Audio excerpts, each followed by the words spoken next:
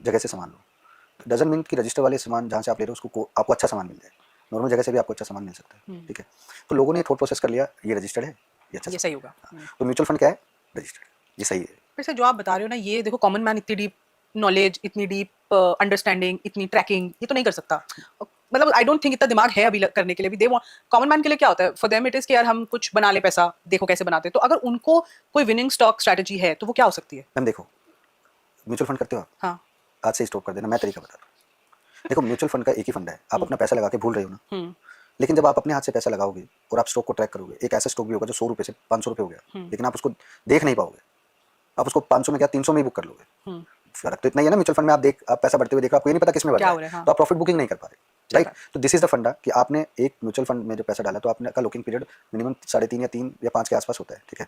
वो भी अलग अलग तरीके के होते हैं, open ended and close ended type के। तो आप ये बात समझो, आप जो पैसा लगा रहे हो, आपने ये चीज़ समझना है, जब भी मार्केट हाई से 10% गिर जाए, आपने पैसा लगाना स्टार्ट कर देना है। कहाँ? मिड कैप में। ऐसे स्टॉक पकड़ने आपने मिड कैप में जो लाइफ टाइम हाई पे खड़े हो और सीधा मार्केट के साथ गिरना स्टार्ट हो गए। ओके। बस दिमाग नहीं लगाना आपने, आपने ये नहीं देखना कौन सा सेक्टर, आपने ये नहीं देखना कौन सा चीज़ कौन सा नहीं चीज़, इतना ध्यान रखना है कि वो गिरने चाहिए मार्केट के साथ, अपने आप से नहीं गिरना है। Got it. अगर अपने आप से गिरना है तो हाई से 50%, उसके बाद ही आपने करना है। अगर वो अपने आप से गिर रहा है तो उससे पहले नहीं। आप समझो अब मार्केट गिरा, कितने स्टॉक मिले होंगे? लगभग लगभग 250 स्टॉक होंगे जो गिरे होंगे, बिल्कुल। लेकिन किसी ने ट्रैक किया? नहीं किया। 250 स्टॉक में से I am giving you the 100% surety कि उसमें से 150 स्टॉक ना 50% रिकवर हो चुके हैं, लेकिन लोगों ने ध्यान ही नहीं दिया, उनको पता ही नहीं है। तो वो सिनेरियो के लिए आप पहले से प्रिपेयर हो, आप पहले से तैयार रखो अपनी लिस्ट कि मिड कैप के स्टॉक सबसे हाईयर लेवल पे कौन से खड़े हैं। जैसे ही मार्केट गिरे, क्योंकि सबसे ज़्यादा प्रॉफिट बुकिंग कहाँ होगी? डर के मारे वहीं होगी, क्योंकि ये ज़्यादा चले हुए हैं। राइट। जैसे टीना रबड़, जैसे जेबीएम ऑटो, जैसे गोल्डियम, ठीक है, स्काई गोल्ड ही ले लो आप, और भी बहुत सारे स्टॉक्स हैं, ठीक है। बीएलएस ले लो। क्वालिटी ऑफ स्टॉक्स में अगर बात करूँ, बीएलएस का नाम आ गया तो BLS international is the one of the major company जो वीज़ा पासपोर्ट और इन सब में डील करती है। इसके अलावा एक और छोटी कंपनी है डीयू डिजिटल करके, ऐसे है वो, लेकिन वो लोगों की रीच में नहीं है। अभी एक एस इन्वेस्टर ने उसमें पैसा डाला है, शायद आशीष जी ने, किचोलिया जी ने पैसा डाला है उसमें, वो फ्यूचर प्रोस्पेक्टस की वजह से। तो आप एक बात ध्यान से समझो, अगर आपको ये पता चल गया कि मार्केट में किस सेक्टर में पैसा लगाना है, क्यों लगा रहे हो आप, सबसे बढ़िया क्यों लगा रहे हो, तो आप पैसा बना लोगे। आपके पास आपका लिस्ट होना चाहिए, आपने 5,000 लगाने हैं, 10,000 लगाने हैं, 50,000 लगाने हैं, ये आप डिसाइड करो। चाहे आप एक एक स्टॉक लो, पैसा तो आप तब भी म्यूचुअल फंड में वैसे ही लगा रहे हो ना, पैसा तो तब भी उतना ही बढ़ना है।